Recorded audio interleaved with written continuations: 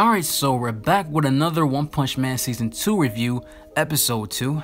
An episode I really couldn't wait to see because in the manga, there were so many fights happening during this whole part of this episode, and we got to see that. We got to see Genos versus Speedo Sonic, we seen Garou go on an onslaught, and Saitama versus Hellish Blizzard. And this episode was definitely a bigger step up from Episode 1. Episode 1 was very choppy when we seen the animations and whatnot, but you can tell JC Staff is trying to improve. This episode was definitely better fluid. The transitions between the fights were much better. Last episode, it felt so fast paced and it was hard to keep up with the fight. You know, they kept cutting it off, but this episode was much better.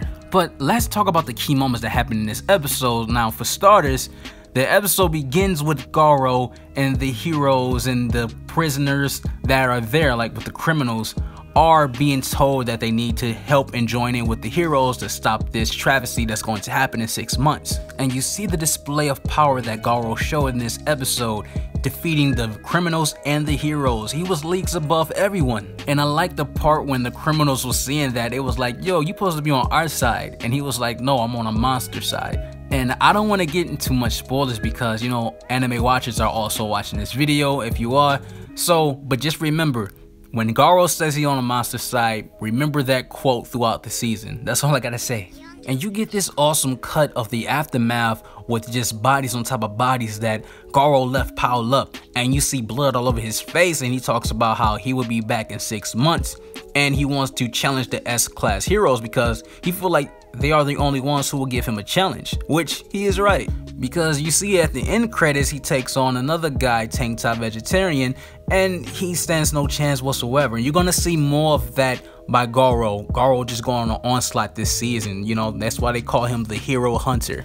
Then we get the fight between Speedo Sonic versus Genos, and their fight was pretty equal, but Genos definitely was shocking. The way his moveset was, it reminds you a lot like Saitama's. But while this fight was happening, you see Hellish Blizzard is at Saitama's door, trying to recruit him to join her faction because she has this insecure mindset that when someone is in her class, she don't want them to surpass her. You know, she want to keep them down. So I may do a explained video on Hellish Blizzard just like what I did with King. If you have not checked that out, I suggest you do. I may just do a whole series on explaining the new characters of this season.